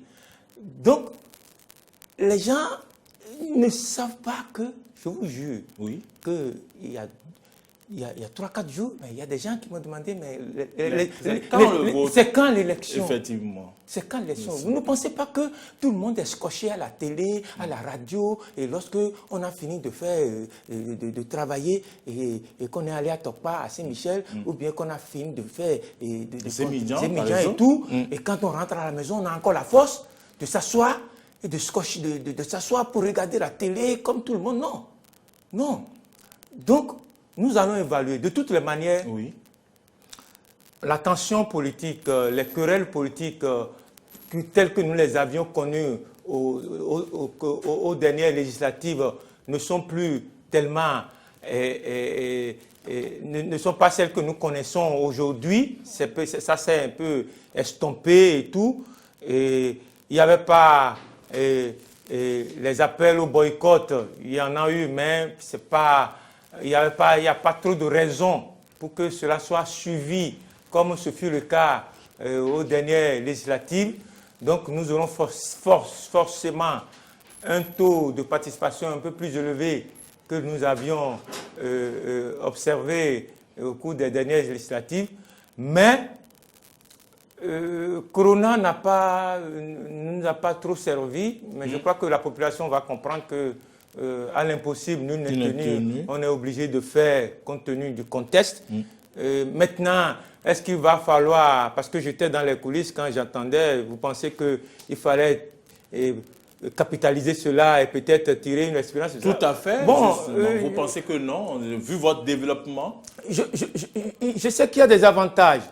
Parce que Monsieur Vincent Aouga, Zéphiré Aouga, en attendant d'aller vers Landry Adelacourt, vous et moi, vous savez comment se déroulait la campagne électorale. Tout à fait. Avec les mesures de riz, de tout ce que vous savez, les billets de banque qui circulaient. Ne pensez pas. Donc, souhaiteriez-vous que les choses continuent? Non, mais on se trompe. Si vous pensez que c'est parce que les gens passent à la télé, et ils font des affiches, que le soir, à la nuit, ils ne passent pas dans les maisons pour distribuer de l'argent, pour distribuer de riz, mais ceux qui sont... ils le font, donc ils ont continué. Mais si vous n'êtes pas candidat et que moi je ne le suis pas, et que M. Adelacourt n'est pas, nous sommes tranquilles chez nous. Mais celui qui est candidat et qui sait pourquoi il est candidat, il sait ce qu'il fait. Et il sait l'objectif qu'il veut atteindre, il met tous les moyens légaux et parfois illégaux. C'est à lui de prendre ses risques. S'il est pris de bon, ben il saura qu'il a cherché, mais s'il n'est pas pris, mais ne pensez pas que nous sommes ici, que certains n'ont pas habilement... Il y a les mobile money, il y a tout. Je ne le dis pas sur la télé, pour donner des idées aux gens, mais que les gens ne nous prennent pas pour des enfants. Landry a souri. Landry, vous avez souri. Vous avez des révélations. Non, pas du tout. Non, pas du tout. Parce que là, à ce moment exactement, vous avez souri. Quand il a parlé de mobile money. M. Aouga dit qu'il n'est pas sur le plateau pour donner des pistes, mais quand il en a parlé, j'estime que c'est une piste en fait. J'estime que c'est une piste et que les candidats auraient pu nous joindre par ce mécanisme-là. Je pense que cela nous aurait fait du bien. Ah bon? N'est-ce pas? Parce qu'il a dit que chaque candidat utilise les moyens légaux et illégaux, n'est-ce pas? Et bon, quitte à ce qu'il soit pris, quand il est pris... Il est pris, mais il assume. Il assume. C'est aussi cela le sens de responsabilité. Oui. Mais quand il n'est pas pris, ben, c'est que cela participe quand même au jeu. C'est ça. Le jeu électoral, c'est aussi cela. Tout à fait. Il faut le reconnaître de façon objective que le jeu électoral... Faut pas qu'on se trompe, quoi. Oui, à la légalité, à l'illégalité. Est-ce qu'on va continuer par faire les choses ainsi? Est-ce qu'on doit continuer par alimenter les populations, par acheter leur conscience pendant les périodes électorales? Et certains n'hésitent pas à le dire. Après, quand nous vous élisons, vous partez, vous nous oubliez. Faut-il donner sa voix pour 5 000 francs et après se reprocher quelque chose? On ne peut pas continuer. Ce n'est pas bien. On sait que ce n'est pas bien. Et ce n'est pas parce que nous le disons il faut penser qu'on le cautionne. Non, ce n'est pas bien. Mais le problème, c'est que il faut des lois pour contrer. Mais les hommes, les humains, dans tous les pays du monde, que ce soit en Europe, tout ça, lorsqu'il y a possibilité de transgresser, les gens transgressent toujours. Et ne pensons pas que, tel que les choses se sont passées aujourd'hui, le Covid-19 oblige que nous sommes à l'abri de ce que nous craignons. C'est l'alerte là que moi je suis venu faire. Oui. Ne pensons pas que tel que ça s'est passé, et puis bon, c'est une campagne médiatique, ni vu ni connu, les affiches, les déclarations bien cadrées et à la télé et tout, et que bon, on va se frotter les mains pour dire que non, rien ne s'est passé. Non, ce serait un peu naïf. C'est ce que je voulais rappeler. Mais ce n'est pas qu'il faut continuer dedans, il faut trouver toujours les formules pour limiter la possibilité de frauder. Vous avez dit au début que c'est pour la première fois que ça se passe, que vous ne pourrez pas évaluer parce que voilà. Ça ne s'était jamais passé auparavant. Voilà. Mais aujourd'hui, pour vous poser une question franche, est-ce que vous pensez que avec cette expérience que nous venons de faire, il va falloir, pour éviter l'achat de conscience, continuer ici où c'était Covid-19 oblige, on revient avec les campagnes au contact de la masse populaire et autres. Dites-nous ce que vous pensez honnêtement. En toute stratégie, il y a toujours des aspects positifs, des aspects négatifs. Les aspects positifs, par exemple, que moi je peux voir sur la campagne qu'on a connue, c'est que vous êtes communicateur, vous êtes journaliste. Vous avez vu qu'on a des messages bien cadrés. Il n'y a pas les dérapages de déclarations régionalistes qu'on connaît où quelqu'un peut rester en cachette dans sa ruelle ou bien dans son quartier et pour parler des siens, tout ça là. Parce que cela, c'est un avantage. Quand c'est purement des déclarations, si on empêche les gens d'aller dans leur fief pour parler, mais s'ils ont quelque chose à dire de manière officielle et qu'on passe à la télé, vous n'allez pas voir les dérapages. Bon, c'est un aspect. Le contact continue ici ou bien non, c'était un truc de circonstance. Il faut arrêter. Il faut qu'on continue avec les messages et la descente des candidats sur le terrain au contact des populations. Il faut évaluer sur tous les plans. D'accord. Il y a des aspects positifs. Le contact réduit un peu la corruption et tout ça là. Le contact réduit ça. Maintenant, il faut voir par rapport aux populations. Qu'est-ce qui les émeut? Qu'est-ce qui les émeut vraiment? C'est quand ils sont au contact des candidats et qu'ils leur disent leurs besoins pour leur convaincre. Voilà. Qu'est-ce qui les émeut? Et il y a aussi la dynamique électorale, qui a aussi des aspects économiques aussi. Qui a aussi des aspects économiques. Lorsqu'il y a meeting quelque part, la dame qui vend Pierre Ouattara, qui vend ceci, tout ça là, il y a tout ça aussi qui joue. Tout ça aussi qui joue, qui crée une dynamique économique aussi. La dame de Atassi qui vient s'installer à 8h en attendant l'arrivée du candidat à 15h. Pour les 15 jours de campagne, et ça fait dépenser un peu d'argent. Oui. Et cet argent qui est dépensé, il y a de l'argent, il y a des dépenses saines aussi. C'est-à-dire que tous ceux qui arrivent pour suivre un politicien et qui sont là et qui attendent son arrivée, s'ils ont envie de boire, ils vont acheter à boire, et quelqu'un ira acheter à manger quelque part en attendant. Et tout ça là, ça développe un peu l'économie locale, et ça aide les gens. Oui. Lorsqu'on va réduire tout ça, et les t-shirts aussi. Les t-shirts aussi, tout ça là, lorsqu'on va réduire tout cela, et même, même dans la communication, je ne sais pas, parce que même la loi de la HAC, j'ai un juriste là, il y a une partie où on a même interdit aux journalistes de ne pas faire certains débats. Effectivement. Bon, la couverture médiatique de la campagne électorale. Moi, je ne suis pas technicien. Bon, lui, il est technicien, vous êtes dans votre profession.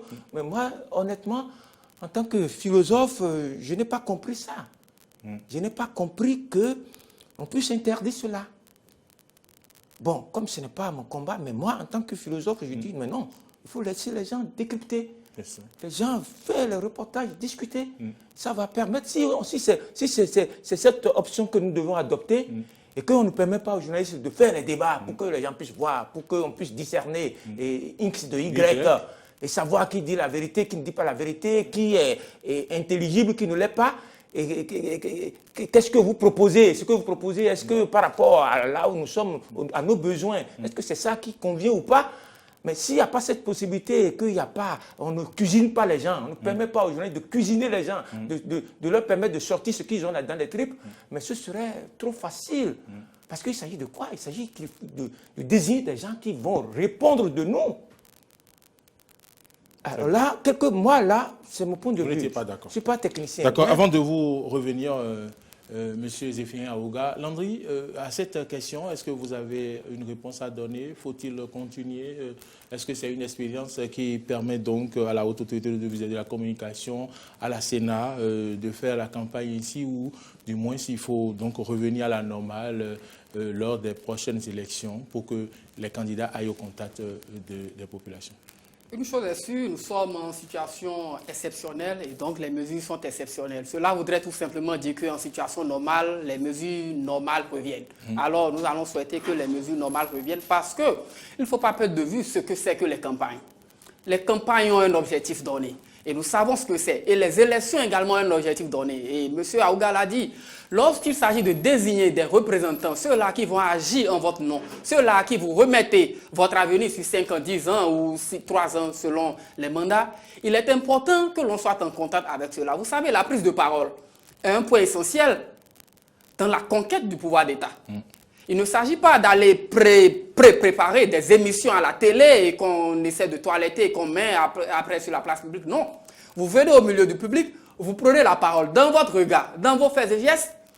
On arrive à décrypter votre degré de sincérité, votre probité.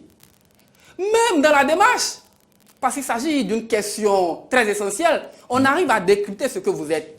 Dans votre manière de recevoir ce que les autres vous proposent, ce que vos mandants vous proposent, on arrive à comprendre quelles peuvent être les actions qui seront menées par vous. En vous regardant dans les yeux, on comprend aisément ce que vous pouvez être. C'est vrai que l'apparence est trompeuse, mais cela nous permet de savoir à peu près quel type de personnage nous avons en face de nous. Mais lorsqu'on limite cela à ce que j'appelle, je ne sais pas, l'effet Facebook, vous voyez, l'effet Facebook fait que chacun renvoie l'image qu'il veut qu'on voit de lui. Mais alors qu'en présence, là, on sait à peu près si vous pouvez tenir. Votre capacité de réfléchir, votre capacité à raisonner permet de voir quelle qualité de conseil communal nous aurons. Mais sur Facebook, chacun peut se permettre d'écrire et ne pas pouvoir tenir pendant une seconde. Chacun peut se permettre de relayer des choses, de faire des passe-passe. C'est pour vous dire que la méthode, c'est parce que nous sommes en situation exceptionnelle. Sinon, elle n'est pas la meilleure, elle n'est pas bonne, elle n'est pas indiquée. Ce qu'il y a lieu de faire, c'est de continuer à prendre les aspects positifs, tels que M. Aouga l'a dit, mais insister sur le fait que les campagnes sont des questions de proximité. Et pour les élections communales, elles le sont davantage. Il est important d'aller au contact des citoyens. Nous avons eu l'expérience de faire ces campagnes et nous avons compris également, sans avoir certainement l'argent comme vous l'avez dit, nous avons compris que les gens, à un moment donné, quand vous arrivez à leur expliquer le bien fondé de votre projet de société, ils sont convaincus. Et ils sont prêts à faire des efforts pour mettre eux-mêmes des moyens qu'ils ont à leur niveau en votre avantage, en votre possession, pour qu'ensemble, vous puissiez gagner les élections. C'est très important et c'est des choses à comprendre et ne pas croire que la présence physique, le rapprochement physique est nécessairement un facteur qui permet la prolifération de ce que nous déplorons. Non, ce n'est pas vrai, ce serait une fausse analyse. C'est pour cela que je dis, c'est une question qui relève de la sociologie politique. C'est vrai que l'argent en milieu politique est présent, c'est vrai. Mais il ne faut pas perdre de vue que le simple fait que vous, candidat, vous avez fait le déplacement pour aller dans tel arrondissement, vous garantit déjà l'électorat. C'est ça. Contrairement à l'autre qui est resté peut-être à Cotonou, immensement riche, qui pense qu'il peut gagner les élections. La considération. Donc, c'est des facteurs à intégrer, ne pas croire. Pour moi, quand vous observez, si ce n'était pas que nous étions en situation exceptionnelle, je vous dirais que ce qui se passe actuellement, c'est la négation des campagnes.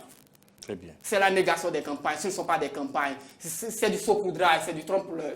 Mais malheureusement, nous sommes dans une situation où nous devons accepter que la situation nous impose ce qui est en train de se passer. Mais je vous dis, ce n'est pas la meilleure formule. Ce qu'il y a lieu de faire, c'est qu'après, on peut se revenir et revoir par quel mécanisme peut-être limiter l'influence de l'argent, effectivement, parce qu'il ne faut pas perdre de vue les activités qui y vont avec. Très bien.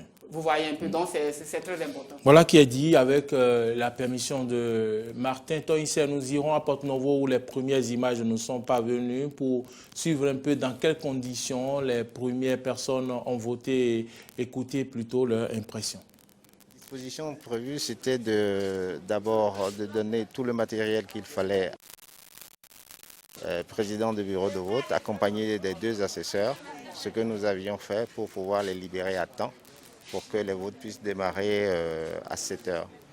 Bon, je suis en train de constater qu'il y a eu un tout petit peu de retard, mais déjà à 7h15, les votes ont déjà démarré. Bon, actuellement, nous sommes en train de faire une tournée pour voir si tout se passe correctement.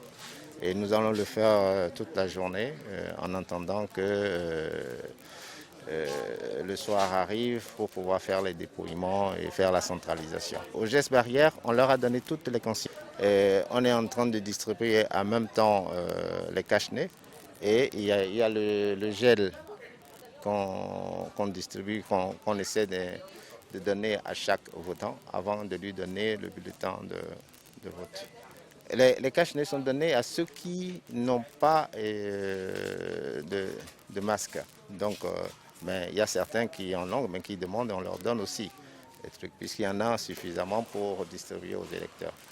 Nous avons démarré le vote à 7h00 et pas de problème jusque-là.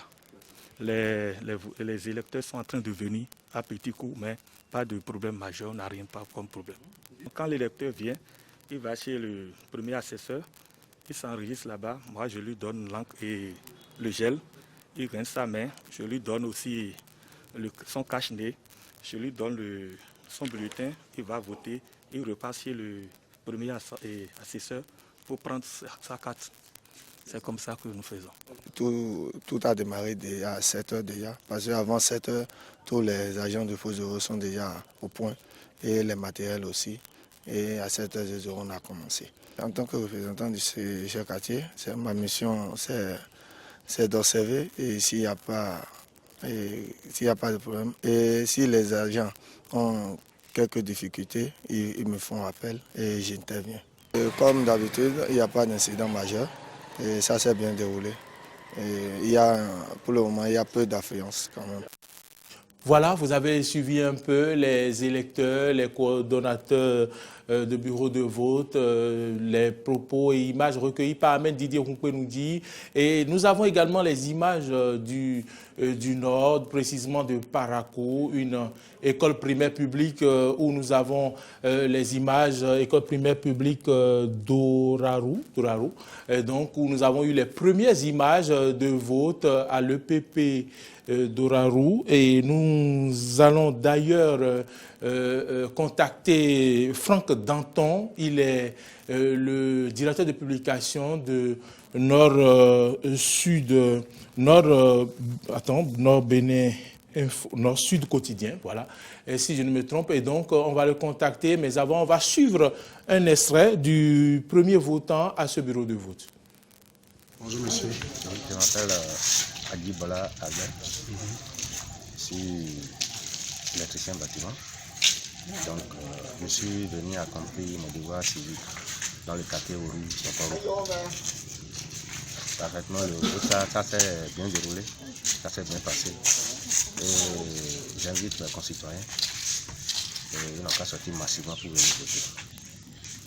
Moi, j'ai déjà fait le mien, donc les autres, ils n'ont qu'à faire pareil. Tout se passe bien. Voilà, tout se passe bien dans cette école primaire publique où était Franck Danton. Franck Danton qui est en ligne. Bonjour Franck. Est-ce qu'il est en ligne ou pas? Certainement pas encore. La régie continue de le contacter. Franck Danton, est-ce que vous êtes en ligne? Voilà, on revient alors sur ce plateau. Nous allons commencer par tirer les grandes conclusions de cette campagne électorale de ce vote qui a démarré depuis 7 heures. Les premiers bureaux de vote vont fermer certainement autour de 16 heures. D'autres bureaux de vote iront bien plus tard. Et M. Zéphine Aouga n'était pas là avec nous ce matin. Landry, vous avez suivi un peu le compte rendu de nos reporters, Lokossa, Porte-Novo, Parakou, et Cotonou également. Dites-nous, avec tout ce que vous avez entendu ce matin sur le premier panel et maintenant le deuxième panel où vous avez suivi le rédacteur en chef du quotidien Dabarou depuis le premier arrondissement de Parakou, que devons-nous retenir du déroulement de ces élections communales en cette année 2020? Et s'il y a une leçon à tirer actuellement, à l'heure où nous sommes de ces élections, c'est d'abord une leçon de satisfaction. Satisfaction quand on fait un tour à un an avec ce que nous avons constaté et des dégâts par-ci, par-là. Et aujourd'hui, tout se passe dans le calme, dans la sérénité, dans la tranquillité. Je pense que c'est ce qu'il faut souhaiter pour un État comme le nôtre et pour un peuple comme le nôtre. C'est ce que mérite notre peuple. Et déjà, il faut dire que c'est un point de satisfaction. Et maintenant, c'est comme s'il est en ligne. Franck Danton en ligne. Bonjour Franck Danton. Oui, bonjour Eden TV. Oui, bonjour, chers téléspectateurs de Eden TV. Vous êtes également suivi par nos auditeurs de Diaspora FM. Il a été très difficile pour nous de vous contacter. Certainement, vous étiez en mouvement entre les arrondissements de Parakou. Qu'avez-vous observé à l'ouverture des bureaux de vote et jusqu'à maintenant du côté de Parakou? Eh bien, le vote a démarré par endroit ici à Parakou. Les opérations de vote dans le cadre des communales ont bien démarré ce dimanche 17 mai à l'ensemble des 3 arrondissements de la ville de Parakou.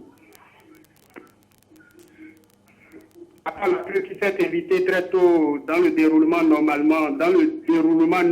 des choses, tout se passe bien.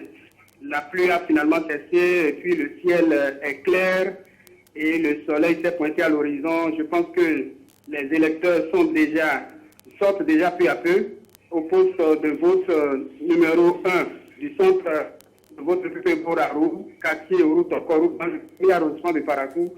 Le premier votant a accompli son devoir civique à 8h03. Oui, et puis le poste de vote a ouvert à 7h50 et ce sera fermé à 16h50. Pendant ce temps, certains membres de poste de vote sont encore au niveau des arrondissements en conséquence de la pluie. Mais il faut noter aussi que nous avons signalé à partir de 11h.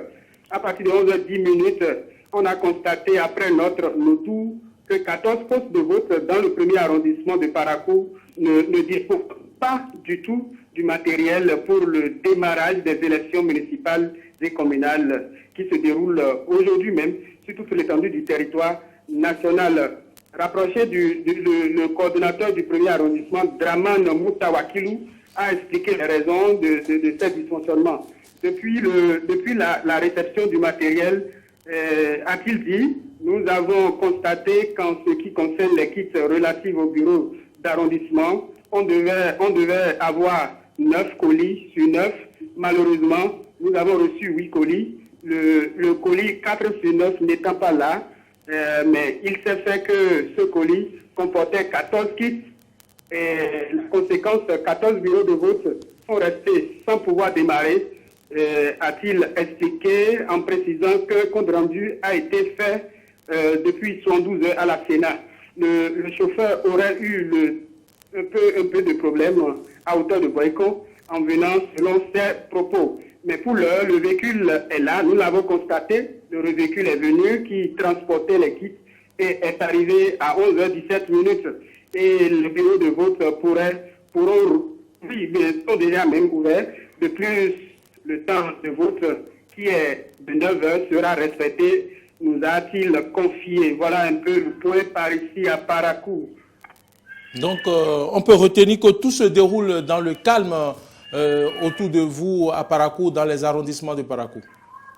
Oui, tout se déroule dans le calme, tout se déroule dans le calme, dans le calme absolu, voilà. Aucune personnalité que vous avez eu, vous n'avez pas eu l'occasion de surprendre une personnalité politique lors de son vote, notamment l'honorable Guadamassi ou le maire de Parakou, Charles Toko, vous n'avez pas surpris ces gens? Pour le moment, non, mais nous avons appris que l'honorable a voté, mais on n'y était pas là. En tout cas, le quotidien Nord Bénin n'était pas à ce poste de vote au moment où l'honorable Rachid Guadamassi est allé accomplir son devoir civique. Très bien. Merci à vous, Franck Danton. Vous nous avez appelé depuis Parakou. Vous suivez l'évolution des choses pour Eden TV et Diaspora FM. Merci infiniment de votre collaboration. Nous vous souhaitons une bonne continuation dans l'accomplissement de votre mission. Franck Danton, merci beaucoup. Il est donc parti, nous revenons dans ce studio rapidement. Landry, vous étiez en train de tirer les grandes conclusions, ce qu'on peut retenir. En attendant le soir, quand la fermeture des bureaux de vote commencera, ce sera autour de 17 h déjà, les premières conclusions de vote, vous pourrez commencer par les tirer. Ce sera en compagnie de Fréjus Servolan à partir de 17 h avant la nuit électorale avec Corneille Aïssé. Et donc, nous avons suivi un peu, vous venez encore de suivre Franck Danton qui nous a appelé de Parakou. Et donc, les bureaux de vote ont ouvert, tout se déroule très bien, à part quelques ratés. Quelles sont donc les conclusions qu'on pouvait tirer? Vous étiez en train de tirer les conclusions avant qu'on ne clôture ce panel. Oui, et ajouter à ce que j'ai déjà dit, je voudrais dire qu'aujourd'hui, il est important de reconnaître que les institutions de la République qui sont chargées de l'organisation des élections ont quand même su prouver une fois encore leur capacité à organiser les élections, même dans un contexte de Covid-19. C'est important et nous devons donc croire en nous et croire en notre capacité à faire de meilleures choses tant que nous sommes décidés à le faire. Et aussi, je voudrais remercier tous ceux-là qui déjà ont pu faire le déplacement pour aller accomplir ce devoir civique, qui ont su respecter les gestes et mesures barrières éditées et recommandées par nos autorités. Et c'est très important et je voudrais croire que d'ici la fin de la journée, la fête sera davantage belle et inviter et ceux-là qui seraient les perdants, parce qu'une chose est sûre, il y aura des perdants, et à accepter les résultats des urnes, et inviter également les organes chargés de la proclamation des résultats et à faire preuve davantage, et toujours, comme ils l'ont toujours fait d'ailleurs, de transparence dans la communication des résultats et que le meilleur gagne, tout simplement. Que le meilleur gagne, vous l'avez dit, il faut rappeler, Zéphirin Aouga, que la Sénat n'a délivré aucun formulaire de vote par procuration. C'est une information qu'il importe de relater aux téléspectateurs et aux auditeurs. Zéphirin Aouga, les conclusions déjà, des avancées par rapport aux élections législatives? Oui, parlant de la quiétude, de la paix, nous voyons que sur toute l'étendue du territoire, et quand j'ai suivi les reportages de vos collègues qui sont sur le terrain, eh bien, on voit que quand même il y a une tranquillité, il y a une quiétude qui est nécessaire à une nation, à un pays tel que le nôtre. Donc, on va espérer que cela continue, que les ratés qui sont observés un peu pas en droit, qu'on puisse les corriger, qu'on permette à tout le monde, à tous ceux qui veulent aller voter et qui les aient votés librement. Et je renchéris à ce qu'a dit M. Adelakoun, qu'effectivement, après les élections aussi, que compte tenu de ce que vous savez, que compte tenu de la nouvelle donne, je ne veux pas, je crois que c'est un jour de quiétude, mais compte tenu de certaines choses, qu'il n'y a pas de friction, qu'il a dit habilement, il n'a pas, je voudrais rester dans son habileté, me cacher derrière lui, que quand on aura fini et que ceux qui sont chargés de suivre les choses normalement, vous dit que tout se passe dans la transparence. Dans la transparence, voilà. Et que les résultats après que les gens puissent accepter. Et compte tenu de la nouvelle donne. Parce qu'il y a une nouvelle donne. Oui, je ne veux pas... 10%. Merci, voilà. Je ne veux pas aller là. On n'a pas eu suffisamment de temps d'en parler. Peut-être que que la tranquillité que nous avons aujourd'hui puisse continuer. Et que les 10% n'amènent pas des problèmes. C'est ce que vous voulez dire. Très bien. Merci beaucoup, M. Zéphirin Aouga. Vous êtes activiste, vous êtes philosophe de formation. Merci d'être venu sur ce panel. À vous, Landry Adélakon, vous êtes resté avec nous depuis 7 heures. Merci infiniment pour votre disponibilité de tous les instants.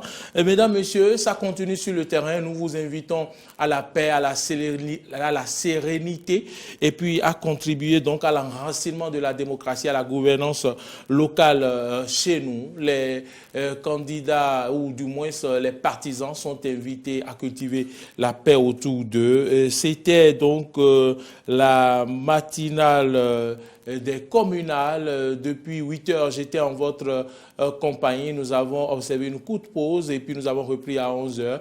C'est fini. Et donc, les prochains rendez-vous, c'est l'information à partir de 13 heures avec Horacia Djodji. À 17 heures, vous allez retrouver Fréjus Séoulan. Et donc, plus tard, qu'on est haïtien pour la nuit électorale, à 20 heures forcément, le journal du soir, donc la grande édition de la soirée. À la régie d'antenne, Chimène Claudia Dossou, Martin Toinse, à la réalisation, Romaric Devauchy, Jean-Baptiste Bocor, toute l'équipe derrière, nos équipes de reporters sur le terrain, Aristide Setignamen, Didier Rumpenoudi, Jonas Boshi, Fosus Seroulan, Peggy Ludovic Dagba, tous ceux-là ont contribué à vous informer. Dans le Nord, vous avez reçu Franck Danton et donc tous ceux-là qui ont donc aidé à ce que vous puissiez avoir la vraie information chez vous. Roland Achille Didé a coordonné tout ceci en ce qui concerne l'animation de ces donc panels. Merci à vous, merci de rester calme et surtout de sortir ceux qui hésitent encore pour exprimer donc leur vote. C'est important de le savoir, même le bulletin nul a sa valeur. Mesdames, Messieurs, merci une fois encore pour votre fidélité à Eden TV et Diaspora FM. Bonne suite de nos programmes et à très très bientôt.